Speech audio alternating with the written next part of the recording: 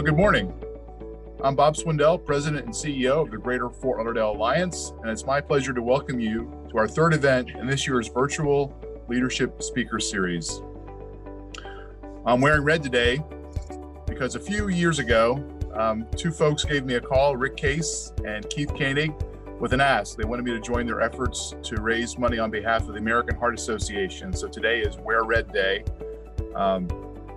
It's just one example of many that hopefully we'll talk about in today's leadership discussion.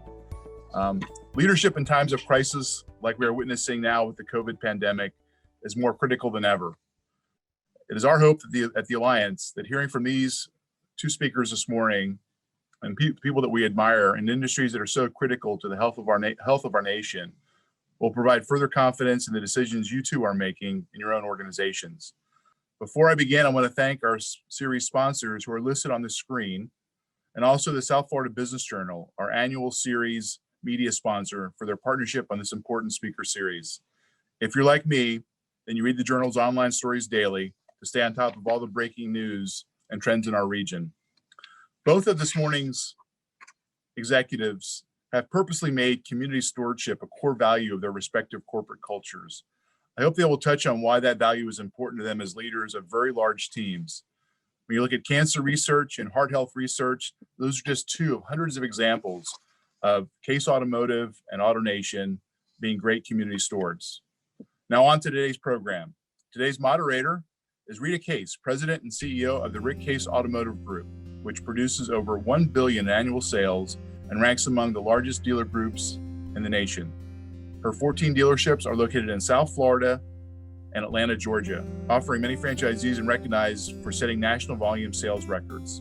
Rita has received national recognition for her contributions to the auto industry, a few of her significant awards: National Dealer of the Year by USA Today, Automotive News Outstanding Women in the Auto Industry, Northwood University's Distinguished Women of the Year, Women's Automobile Association's Spirit of Leadership Award. She has received numerous business leadership awards as well, including Ernst & Young's Entrepreneur of the Year, and most recently by Nova Southeastern University, who inducted her into the Entrepreneur Hall of Fame, in which she was only the fourth woman inducted in the Hall of Fame's 35-year history. Rita has raised over $100 million for charitable organizations. Her passion is her automotive career, community projects, piloting her Honda Jet, and I've traveled with her. She is an awesome pilot, and spending time with her children and grandchildren. Ladies and gentlemen, it is my honor to introduce my dear friend, Rita Case. Thank you, Bob, very much.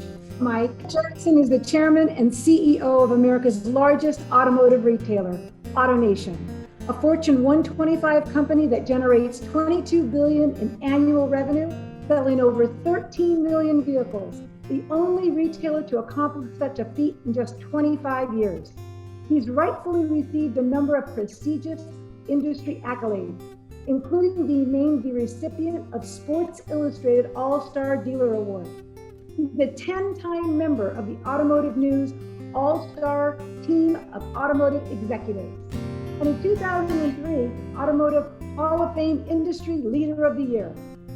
He was named to Fortune magazine's top 50 Global Business Leaders of the Year in 2011.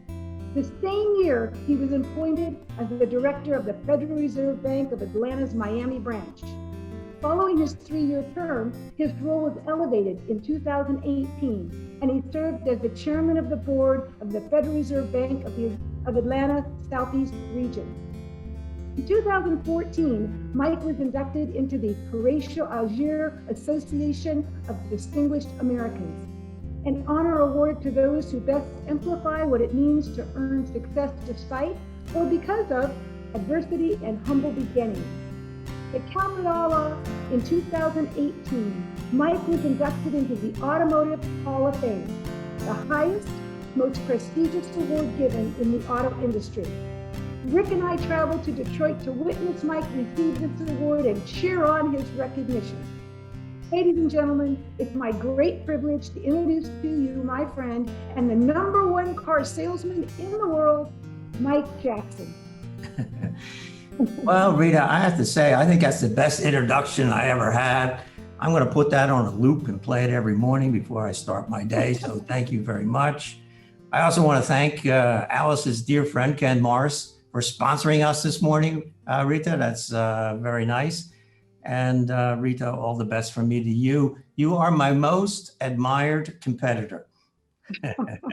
Thank you so much. And I so enjoy being a competitor with you because it's always great when your competitor is a dear friend. So let's get started. I'm sure that the viewers today want to hear, how did you get started in the car business? Well, my father was a mechanical engineer and was a fixer of cars. And as a kid, I would drag around the toolbox and hold the flashlight. And so from the youngest age, I was around cars and I understood how they worked and I enjoyed them. Now, we were a one-car family, which my father took to work. So I relied on public transportation to get around. And I'll never forget when, let's say I was 14, 15 years old, growing up in the countryside of New Jersey, outside Philadelphia. One day I had to go into the city and I'm standing at the bus stop and the wind is howling 30 miles an hour and it's like 0 out and I am freezing cold and the bus is late. And I remember standing there making a vow to myself that no matter what, I would not go through life waiting for the bus to come to get me. I would find a way to have a car and have my own independence. And through the snowflakes in this little country road outside Philadelphia, all of a sudden appeared a Mercedes-Benz 300 SL that purrs by. And I'd never seen anything like it in my entire life. I had no idea what it was. And I said, well, as long as I'm going to have a car, it's going to be a Mercedes-Benz. So I read up on them and I understood German engineering immediately. And my very first car that I bought was a very old 190 SL. So off I go. I finish university and I'm going to be a lawyer and my car breaks down and I need parts. So I got a job as an apprentice mechanic at a Mercedes-Benz dealership just to make barter deals to get my car fixed. And not only was I in love with the car and the product, the Mercedes-Benz, Rita, I think you understand this, I fell in love with the business. I love the people in the business, the characters in the business, the immediacy of it, that you have to make that moment work at retail. How every day was different than the day before. I said, this is great. And I think it's one of the secrets of life is find something that you love to do. And also you have to be good at it. So I would love to be a golfer, but I'm no good at it. So that's not going to work. But I did find something that I loved. And the automobile to me is pure Americana, a sense of independence, freedom, go where you want, where you want to go, and with how you want to say it as you do it. And so I decided to make automotive my career at that very moment. Well, I'll tell you, we have some very beginnings in common, as my father was an auto mechanic and he opened an automotive garage and he just worked on cars and I pulled around that toolbox and I handed him those tools the same exact way. When I was a kid, I was a garage kid just running around after my dad like you do when you have a very, very small family owned business.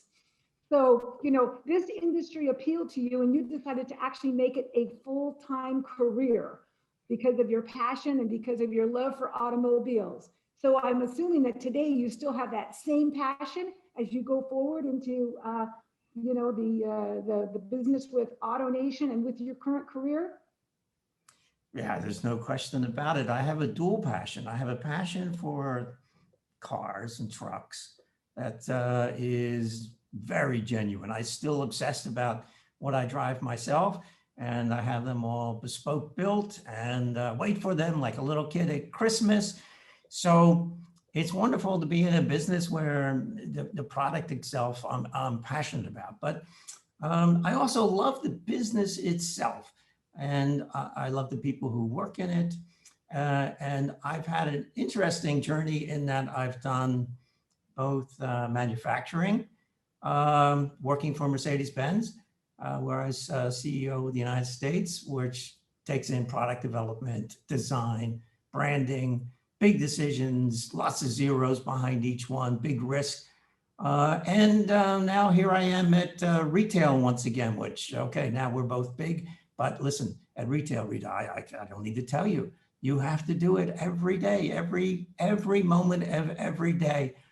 You have to bring your absolute best or you're going to disappoint a customer. And I love that. And I still have that sense of urgency and expectation and see what the day brings always. So what are some of the initiatives that you've championed in your career and why are they important to you? And maybe what are some of the new initiatives that you're championing? Well, I don't know if this is an initiative, but I think two things that were important throughout my career. One is trying to make a difference on diversity and inclusion. And by that, I mean everything from all races to women.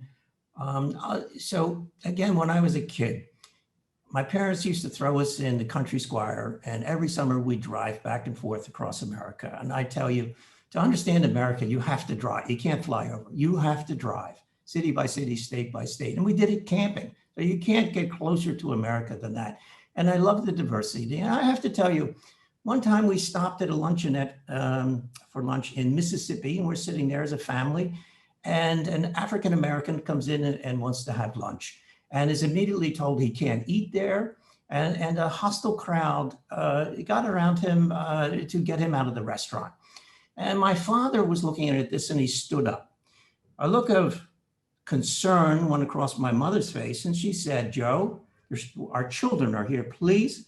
Now, it made no difference. My father walks across the restaurant, says to the African-American, "Join us for lunch," and hasn't come sit at our table. Now, at that point, we get no more food. We're cut off. So my father passes a plate around and we all contribute that we can all eat together. Well, now it's a problem getting out of the restaurant. The car that the African-American is driven in has flat tires. He's sort of stuck. So my father says, "Get in the car with us, we'll drive you home." So we do all this, and my father then looks at us children and says, everyone is equal. Everyone is different, but equal and should be treated equally. And when you see something that's wrong or unjust, you have a responsibility to do something about it. Now, as a kid, that's an indelible moment. And I started trying to live my life and my career that way. And I have to tell you, that served me well. And one of the things I'm most proud of is when I was on the search committee for a new CEO of the Federal Reserve of Atlanta, we come together, there's three of us doing it. And the first thing we do is get a letter from the Congressional Black Caucus telling us that we have to hire an African-American. Well, the committee's reaction is you don't like political pressure, of course. But I asked the inconvenient question. I said, well, in the 100-year history of the Fed, and there's 12 reserve banks, how many African-Americans has there been? Just so I know. Well, the answer came back 0. Never in a 100-year history with 12 banks. I said, it can't be.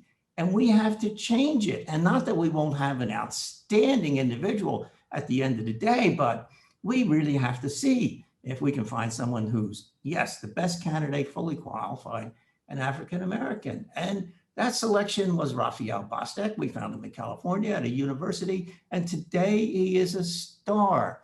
That's my little contribution on the journey to make a difference. And I think you need that moment for all the challenges we have around the race in America, that when it comes to you, you try to make your contribution and your difference. And the other thing I would say is I always try to have a sense of purpose in anything I'm involved in, and including a company that's greater than satisfying customers and make money. And here in my last few extra innings, I'm very proud of Drive Pink as one of the great initiatives I've ever been involved with. Because it gave, we had a company of 22,000 employees thrown together through acquisition that all had completely different cultures and ideas of how to conduct business. And how do you not put posters on a wall, but do something that creates a culture of caring. And I'll never forget that we made Drive Pink very meaningful, and finding a cure for cancer very meaningful. And oh, by the way, we did it. We picked cancer out of to honor our founder, Wayne, who was suffering from cancer at the time, ultimately died from cancer at the time. It is a tribute to Wayne that will go on forever. But I was visiting a store, Rita, in Texas, going through it. I always start in the back. I come in through the service department and I'm talking to a technician. And he told me the story. He says, hey, listen, Mike, I had a neighbor over last night, new neighbor, for a barbecue. And he asked me what I did for a living. And I answered, well, I'm finding a cure for cancer and I fix cars. So when you have all your employees getting out of bed in the morning for a greater good that they really believe in, you self-select employees who care. And therefore you end up with outstanding customer care. And so I would say purpose and diversity are two themes you can see throughout my career. Yes, and absolutely. And everyone in town and all across the nation sees your Drive Pink license plate. Yeah. They pop off the back of a car like a beacon. Yeah, I tell you, it still took guts to color that thing pink, I'll tell you. That was my decision. I said, oh, you want to go pink? Really? We're going to go pink? Okay, let's go for it. When you did that a few years ago, I mean, it definitely made a statement. And of course, you know, Rick passed away with cancer. It's close to my heart. It's touched so many of our, we've raised and donated 25 million and counting, and every year is bigger than the year before. And diversity, you know, it's been something that I was raised with as well. It's been a struggle for our country for, you know, my lifetime. And I do so applaud the fact that you have those as your core values, especially with the size of your operation, the number of associates that you have, the number of customers that you have, 13 million cars out there. And I hope they all have the Drive Pink license plate frames. So proud of what AutoNation has done in the community to support both of those initiatives. Thank you, Rita. Thank you. So on to some of your personal challenges. Tell me, can you think of something you could share with us that you would consider to be one of your greatest challenges? Well, from a business perspective, I've taken on turnaround situations twice in my career. Once when I was asked, when Mercedes-Benz was in deep trouble in the United States. This would be back 1988, 1989, losing billions in the US. And I was a very successful independent entrepreneur, very comfortable. And Rita, you would understand this. I was chairman of the dealer council, telling Mercedes how dire the situation was and what they needed to do. And they said, okay, big shot. Why don't you come back and rejoin us and lead the effort to turn around Mercedes-Benz in the United States. So I looked at it and said, well, you know, this is going to be unbelievable and I'm going to do it, and you only live once. And so I walk away from my business, sell it and do this. And I'm in my first meeting in Stuttgart. And the first proposal is the losses are so bad, they should withdraw from the United States of America. That was my starting point.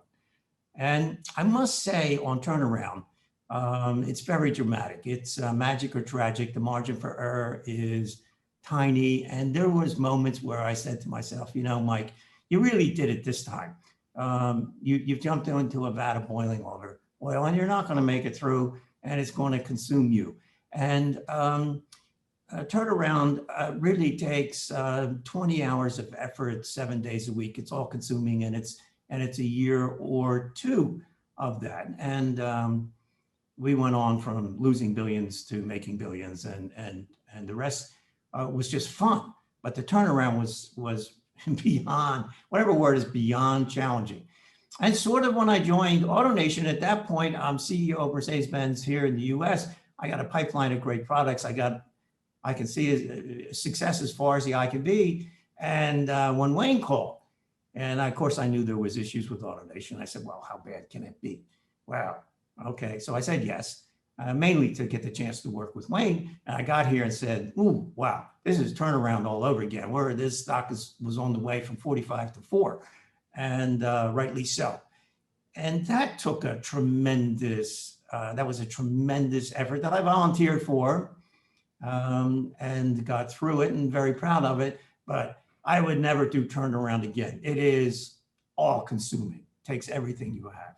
Those were my two biggest challenges. Well, to tackle those challenges, as you described, those were certainly huge as I listened to what you tackled. So there must have been somewhere along the line, you had a mentor or, someone that helped you come up with the ideas of how to turn around Mercedes, how to turn around AutoNation. I'm assuming that some of the things that you used to turn around Mercedes, you used to turn around AutoNation because they were successful and it's the same industry.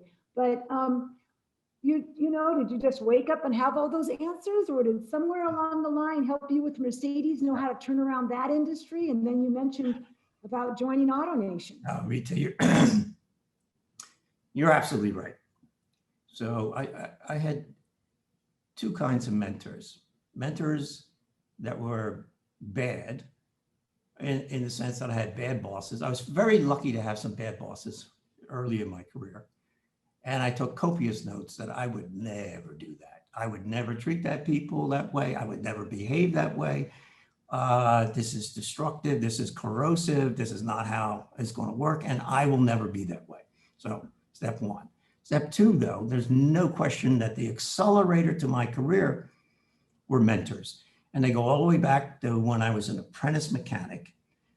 And the most senior German technician sort of adopted me as someone worthy of his knowledge and expertise. And he gave me 30 years of expertise in 6 months. So you had to be a worthy recipient, but I'm forever grateful to this mentor, or I wouldn't be here. And I always understood that I needed mentors to accelerate. And Wayne was the greatest mentor I ever had. And most of you know Wayne. He's simply incomparable.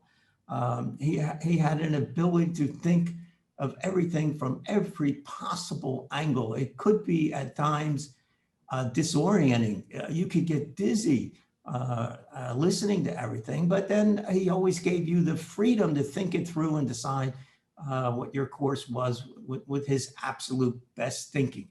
And I think the greatest lesson I learned from Wayne in being lucky to walk with him, travel with him, was to see his humility in everything. Wayne never forgot where he came from.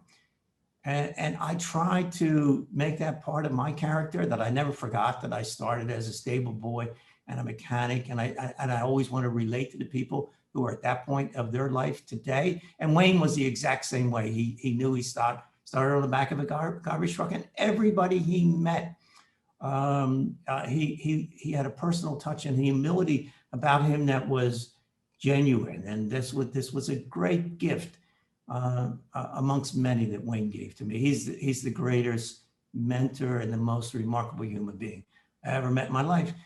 And I'll never forget when I was leaving Mercedes-Benz as CEO to join AutoNation, and the reason I was going was the opportunity to work with Wayne. Some people said to me, he says, Mike, you're crazy. You're your own man today, very much so. And now you're going to go and get in the shadow of Wayne Huizinga. Why would you ever want to be in the shadow of this man? And I just looked at the person like they're crazy and said, I would pay to be in the shadow of this man. He is just a remarkable human being. And it was one of the great decisions of my life, no question. So how did you know about Wayne, other than maybe being in Fort Lauderdale, like Rick and I with the boys? We met Wayne and Marty at the Boys and Girls Clubs when we joined the board in 1985. But this is a classic. To be the CEO of Mercedes-Benz, you said you left in order to be with Wayne. Well, how did you know Wayne before you started AutoNation? Yeah, Wayne and I did not know each other. And Wayne was putting together AutoNation through acquisition, and he bought some Mercedes-Benz stores, and he needed my approval. I'm the CEO of Mercedes, but he was his staff was mailing in all the forms and the documents, and my lawyer said, "What do we do with these things?" I said, "Well, I don't know, Wayne. I got an idea." just put the folders on the credenza, my phone will ring. I assure you, the phone will ring. So sure enough, a couple of weeks go by, and it's Wayne on the phone, and he says to me, "Your firm, Mr. Jackson, is the most incompetent that we've ever dealt with. We've dotted every I, crossed every T. We have sent in everything you have asked for, and nothing happens." Full speed blast from Wayne. You can just hear him. So I go, "Well, Mr. Huizinga, have you and I ever met?" Now, Wayne is quick. There's a pause. He goes, "Oh, so this is one of those kiss the ring sort of things?" I said, "Wayne, you can put it whatever way you want, but until you and I meet, the signature is not going on these documents." He goes, "Where are you?" I said, "I'm in New York." He says, "I'll be there tomorrow morning." I said, "Fine, 10 o'clock, you're on." So I had my drivers pick up Wayne, and I said, "Call me, tell me how many lawyers he brings." So they call me from the plane. "He's got 10 lawyers. I call downstairs. "I need 10 lawyers, 15 minutes. I don't care where you get them. You can get them from BMW if you have to. We're going lawyer to lawyer." So we have this huge food fight in this conference room with the lawyers. And I finally say to Wayne, "Wayne, this isn't going anywhere. This is after hours. Why don't we let everybody go to lunch, and you and I sit here and see if we can negotiate a term sheet, so knock something out." So we did. And Wayne and I did it in 15 minutes, wrote it all down, handed it to the lawyers. Wayne and I went to lunch, and the rest is history, as they say. Wow. It was just, you knew that you guys were going to be great partners to tackle on one of the, the biggest and accomplish what no one else has accomplished before with AutoNation. I tell you, we've had some great stories with Wayne as well. Rick and I are just such an awesome person, Marty as well. Yes. So I'm absolutely. sure that our viewers would like to know a little bit about what your current personal and professional goals are as you go into, the future, especially with what we're dealing with some of the changes in the world right now, COVID and electric vehicles. I mean, there's just a lot on your plate right now. So what are your personal and professional goals you're tackling right now? Now this is interesting. So I'm going to be 72 in a few days this month, and professionally, I'm declaring victory. I've done anything, everything that you can imagine, and I'm fortunate to lead today a company that was just recognized by Fortune magazine as the 4th most admired retailer in the world. In front of us, we have Home Depot and Best Buy and somebody else.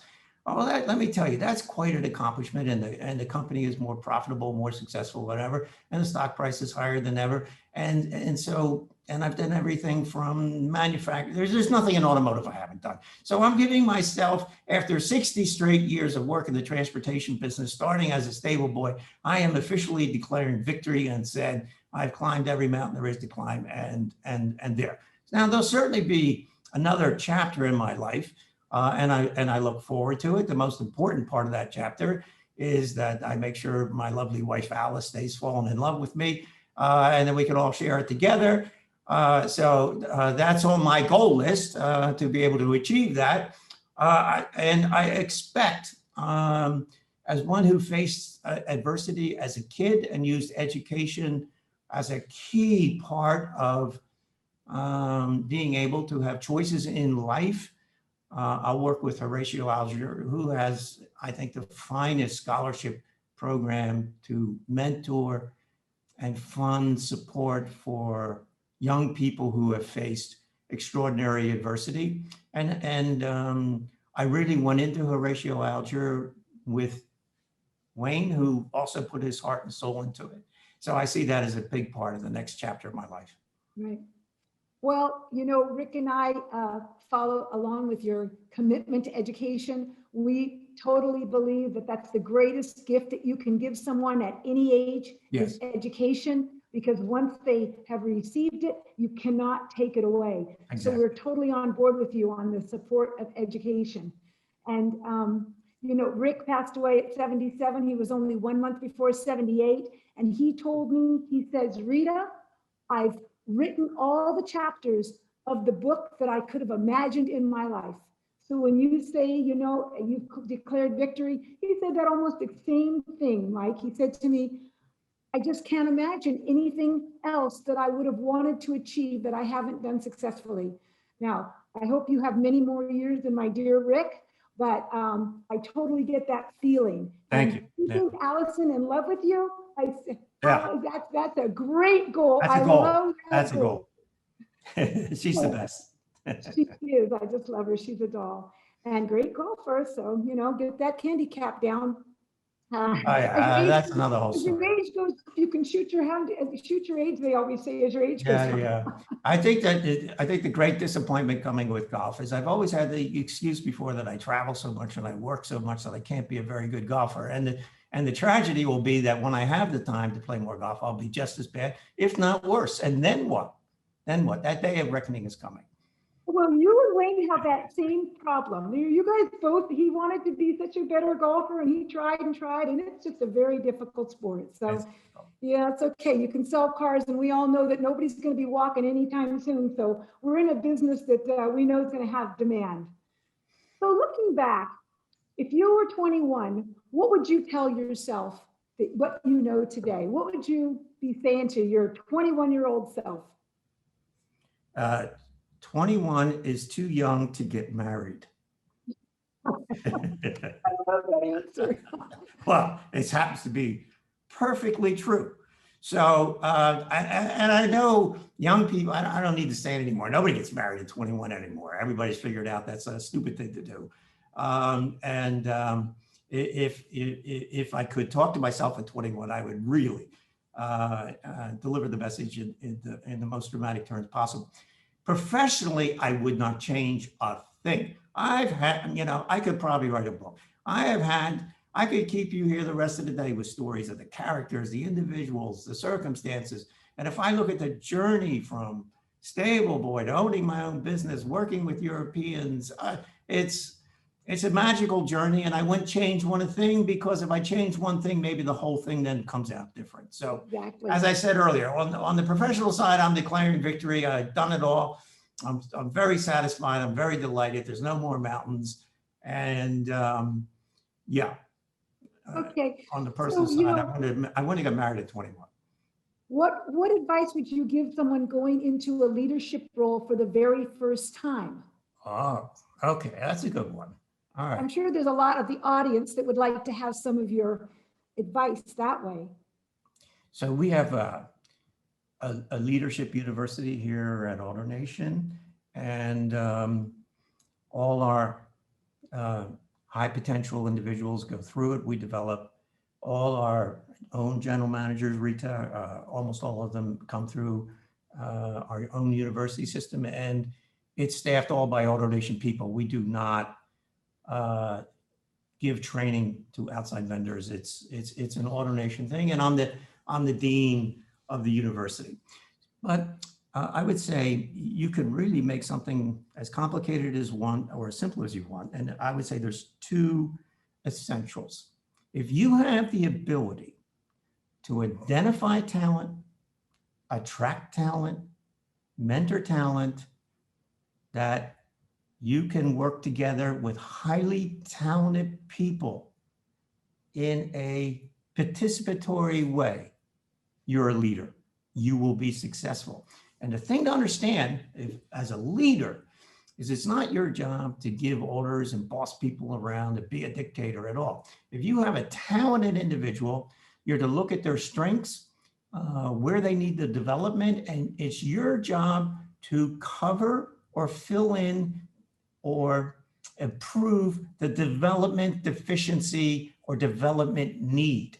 And if you take talented people and make them better, you create a loyalty and a performance to them that's remarkable, because talented people always want to be better. They just want to know, how do they get better? And if you can do that, attract them, develop them, mentor them, whoa, you will build a successful enterprise. You will build a successful company. Now, the other thing you need, because you can have the first without the second, is integrity and high ethics. And you need this for the long term. Or ultimately, even though you have talented people working for you, you will lose them. They will see through the falseness, the lack of authenticity. They don't like a lack of ethics. And I would also say sooner or later, a wobbly sense of integrity will end in trouble and tears.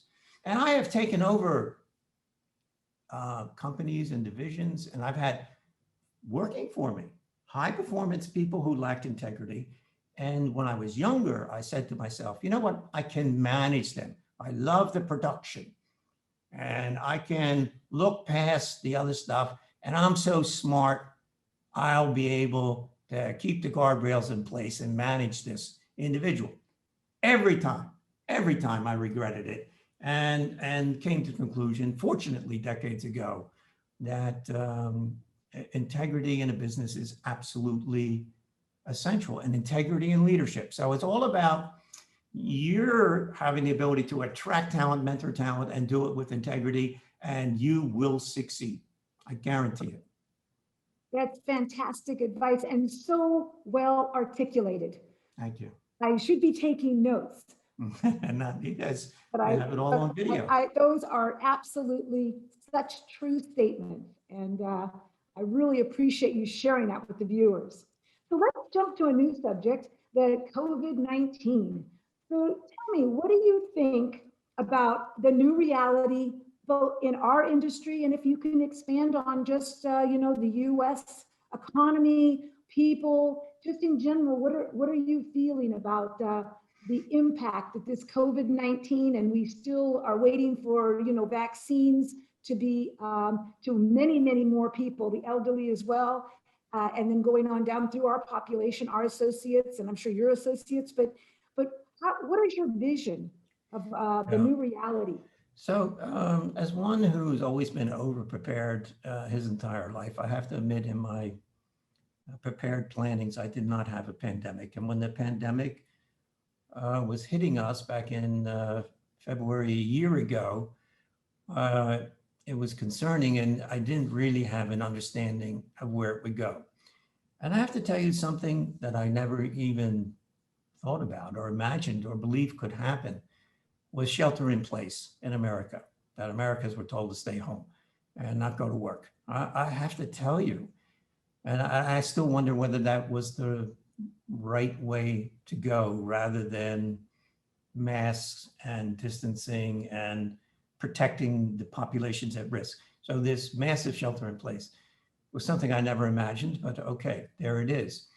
Now, we as a company were, and Rita, as you know, our business was declared essential in the sense that people still needed, particularly doctors and nurses and policemen needed to get back and forth to work. And we make sure America is able to move. So it was the right decision that we were essential. And we already in April in our company mandated that every employee had to wear a mask every day. And think about that. That was, coming up on a year ago, way ahead. And we provided all the masks and we put in place social distancing and all the sanitation, everything else to give our employees a safe environment. But I have to say, in total, I'm very proud of the way the auto retail industry was really there for their communities through this pandemic, because I mean, you're interacting with customers face to face every day through this entire pandemic. And I know that's not the same as a healthcare worker in a hospital, but I have to say, Rita, for our associates, I think it was an inspiring moment. Now, what the pandemic meant for the US economy, it was absolutely devastating. And a recovery is underway, but the recovery is very split, with certain segments doing well and others not. It's a bifurcation. If you are in the travel business, cruise business, hotel business, the poor restaurant entrepreneurs, my heart aches and breaks for them. And I'm just hoping these vaccines get here as soon as possible. But one impact that I think will be lasting of the pandemic is people are moving away from density and moving away from public transportation. And so if you are in suburbia or rural America, the demand for real estate, demand for home improvement is through the roof. I assure you, Keith is having absolutely extraordinary times. Since we in automotive, well, we have this disruption that the plants were closed for 8 to 12 weeks. And the plants are still not fully up, and we still have shortages and disruptions, but we do sell pre-owned cars. And the demand for vehicles was very high because people came in and literally said they want their personal space. They want their personal independence. They want to control who's with them when. And so the demand for vehicles has been very high. So I think the vaccine is crucial to get us back to a healthy economy again. But on the other side, I think some of these changes will have a lasting impact. There was an inflection to digital, an acceleration to digital that is not going back. There is a movement away from density. I think people want more space because the new way to work won't be all at home, but will be more work from home as well as from the office. The new world will be somewhere in between. So I think that's a permanent change. And I think in commercial space, well, we have found ways. So we never closed our headquarters.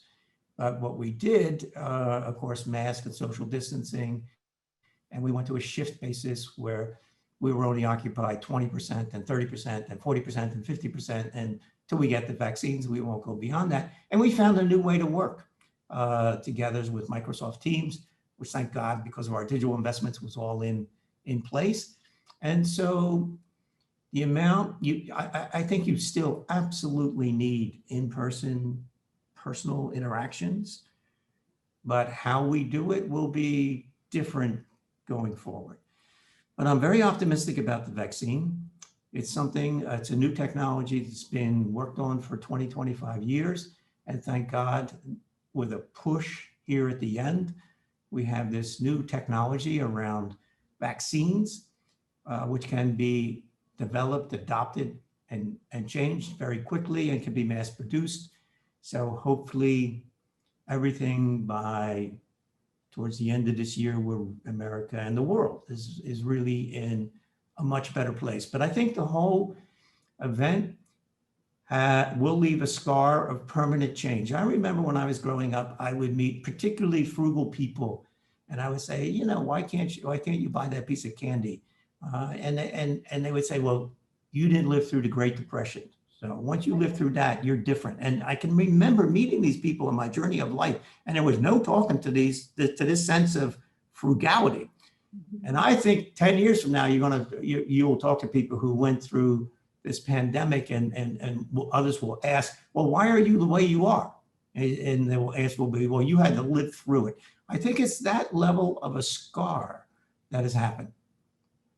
Well, I've listened to you speak on different, of course, industry meetings that I've been to. And the last few years before the pandemic, you spoke a lot about the ride sharing concept that was going to be starting to take hold in the United States. Do you have a different feeling now about that ride sharing now that the pandemic, because that was going to be a new movement, and the younger generation was going to all be ride sharing and not own a car anymore, and they were just going to share. Rita, the sharing concept has been pushed out 5 to 10 years. I'm not saying it won't come back, but this idea that we're all going to jump in carpools and jump in with other strangers in some sort of pod and ride around to get to where we're going. I'm not saying never, but there's no question that one of the impacts of this pandemic has been to punt that out. I'm seeing it as well in our dealerships as far as, the loaner cars. People are like, that's okay. I'll just wait, the 45 minutes or the 2 hours to get my car serviced right here in your beautiful lounge with your coffee and your magazines and your TV. And I don't think I really want a loaner for, a couple of hours. So we're seeing that. And I knew that it was going to kind of be impacted with this whole ride sharing momentum that we had before the pandemic. So how about, I know that the latest automotive topic is the electric vehicles, EV. Everything is EV, EV. So I've listened to you on Squawk Box over the years as well, talk about what you thought, how that was going to go. And in the past, you'd mentioned that you felt like it wasn't really going to hit the United States till, about 2035 as being a real impact. Are you bringing that focus or that forecast down a little bit with all of these manufacturers coming out with EV options? Well, I have said for the past couple of years that we've passed at an inflection point on electrification. And the inflection point was the decision by the manufacturer for different reasons, mainly regulatory around the world, and with the fiasco with the diesel scandal, to switch future development dollars away from the internal combustion engine into electrification. And I calculate somewhere between 150 and 200 billion of development dollars over these years has been moved out of the internal combustion engine into electrification, and therefore there is no turning back. The decision has been made. They're in development, they're coming, and you know how it is, Rita, if they make it, we will sell it. That's our responsibility. And also the crossover point where electrification makes economic sense and can be competitive with the internal combustion engine is getting closer and closer. But listen, this I cannot emphasize enough. Many people say, well, this is like going from the flip phone to the smartphone. Now here's where I disagree. The smartphone the flip phone you would just throw away and get a smartphone. That's easy. And that product, the flip phone, became obsolete within a 2-year period. That is not what is going to happen in the automobile industry. This is going to be a gradual transition. There are 275 million internal combustion engines on the roads of America, and 10 years from now, there'll be 290 million internal combustion engines on the roads of America. So to change over to fleet, because these vehicles are still very valuable and they're very to different segments of the population and have an average lifespan of 20-25 years, people are not going to just take them to the junkyard and throw them away. They're going to continue to drive them because they're at a very attractive price point. But I do believe the percentage of new vehicles sold, let's say by 2025, I think 10% of everything sold will be electric. By 2035, you might get to 40-50% of what's new being sold is electric. Now, what's new is sold is like 15 million a year, let's say that. So you're taking a percentage of that, but you can't lose sight of 40 million pre-owned are being sold every year, and all those are internal combustion engines. So the complete changeover of the vehicles on the road, what you see on the road in America, is the longer journey. But electrification is here. The economics are right. The manufacturers have great vehicles coming in the pipeline, and we've passed the point of no return. Right. And we're delighted. I totally understand the manufacturers are really focused on it. There's not a brand that we have that is not producing or introducing in the next year or two models with full electrification. So we need to get the infrastructure going in the United States. I know there's a lot of effort on that, and it's something to watch. It's certainly something to watch. I know it's going to change over time, but I'm interested to see, especially in the areas where there's a lot of commuting. People are a little bit concerned about the distance that they can travel if they get stuck out on the freeways, and all those things are what they're taking into consideration. So what do you think about the gas prices? I know you've had a lot of you've studied a lot about the gas prices, and a couple of years ago you really wanted the gas prices to have a little bit more tax so that we could handle the deficit, things like that. What is your attitude now about the gas prices? Well, With the my electric vehicle coming, do you think they'll start doing that? That's one way to get people to electric, is if the government raises the price of gas. yeah, well, so listen, first, my motivation to talk about the gas tax and increasing it is one, it was never indexed for inflation. So we're on a percentage basis, it's lower than ever. And if you want to underpin the economic equation for electrification, you need higher gas prices to do that.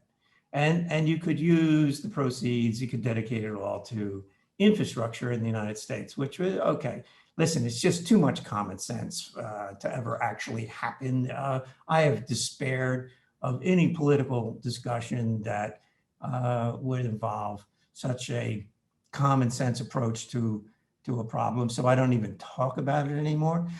I will observe, though, that gas is cheaper than ever, very affordable in the United States. I'm glad we have fracking today, that we can produce our own petroleum and natural gas and not import it. I think that's a huge plus for America. But as far as an enlightened policy to try to underpin the transition to electrification, I don't see any chance of politicians coming together and having the political will to do that. The discourse in Washington is not something that gives me a lot of optimism that anything close to something like that could happen. There's a long list in front of a gas tax of what should happen in America. Yeah. Well, that would be one way for them to push their agenda to get people to electrification, would Yeah, be well, to it's not have gonna happen. something. Zero chance. Yeah. Zero. Zero chance. Okay. Zero. That's okay. Well, like you said, it's a long process, but it's definitely coming over time. So this is a complicated question, but I know that we would all like to understand, how do you balance work, life, to accomplish the goals that you did? Maybe not today, because you've got some other goals right now. But if you were to go back when you were 40, 50, when you were really at the height of your goals and taking on giant projects like the AutoNation and like Mercedes-Benz CEO, how could the young viewers that are watching this, looking to you, as want to be like you and achieve some of what you have achieved, how do they work-life balance and still be able to put 20 hours in a day? Yes. So occasionally you can have work-life balance. Occasionally can be done. So businesses are usually in one of three phases: turnaround, building or momentum, managing success. Now, turnaround I've already talked about. If you accept the turnaround, maybe even startup could be viewed as turnaround. If you're in that, so you need to know where you are in whatever you've taken on. And I'll just tell you, if you take on a turnaround or a startup, it's impossible to have work-life balance. You are going to be consumed 18, 19, 20 hours a day. And then you're sleeping on the plane for the other 4 hours to get to your next day. It requires that level of intensity and effort, or you will fail. And the margin for error is zero. And that can be very difficult. So that needs to be a conscious decision. If you accept that responsibility, that is what it's going to take. Now, building a business and momentum in a business is the most fun. Growth is fun. Your days are easy. You have it figured out. You have a competitive advantage that you're running with. You have a flywheel impact, and you're just spinning the wheel to make it go faster. There, it's up to you to figure out work-life balance, and it's entirely possible. Then you enter the next chapter of business, which is dealing with success. It's one of the least studied phases of management. And a conservatism can creep in that, well, this worked in the past, therefore it'll work in the future. And there you're already sowing the seeds of decline. So that takes a different skill set to not get stuck with your success. But there again, work-life balance is totally up to you and totally possible. So there's really only one phase that's all consuming. And I would say that's startup, turnaround, and that's a 2-year commitment if you do everything right. Great. Right. Well, I think that's very, very well said for the audience that we have watching today, looking for advice from someone as successful in that as you. And congratulations too on the Federal Reserve. I mean, thank you for volunteering for doing that. It certainly helps when we have someone with your experience and success in business to be on a board like that to help guide the Federal Reserve. It's such an impact on all of us, consumers, business owners. Everyone's impacted by interest rates and by the decisions of the Federal Reserve. So are you still on that now? Or did you have term limits? Because I mean, with interest rates at 0, tell me how you were able to accomplish that. Of course, being in our industry, we have a lot of loans. So interest rates at 0 is nice, but it's also not necessarily healthy for a economy. So look, I love America. I think it's free enterprise, democracy with enlightened immigration that brought risk takers to the United States who wanted to make a better life for themselves and their children, brought an entrepreneurial energy that is unique to the United States. And I have traveled the world. I've done business all over the world. There's no place for all our problems and all our challenges. There's no place like America in the world. Of the public institutions in America, I have to tell you, the Federal Reserve is one of the most admired institutions in the world. It brings a financial stability to the world, which, as sitting here just in America, you cannot imagine what the Federal Reserve means to the stability of the financial system in the world. It is looked to as the leader of the financial system in the world. And to have done my part to contribute to America by my service to the Federal Reserve, you know, I took a great deal of satisfaction, and I was honored to do it. And I feel like I made a difference while I was there, and I left the Federal Reserve a better place than when I started. And that is very satisfying that I made my contribution to America. Now, as far as the Federal Reserve's current accommodating policy, look, the lesson from 08 and 09 was that, in my view, the Federal Reserve should have done more faster. And I think if they had the chance to redo the whole thing, I think different decisions would have been made. I think you throw out the rule book and you just do what's necessary for financial stability. And so this time, when financial stability was threatened by this pandemic and the decision to shelter in place, the Federal Reserve moved massively and quickly and preemptively. And I think this was absolutely the correct decision. And the only reason we can sit here and see parts of the US economy in recovery, and with vaccines, more of the US economy will recover, is because the Federal Reserve did that. And I would say, look, another thing I like about the Federal Reserve is they can act.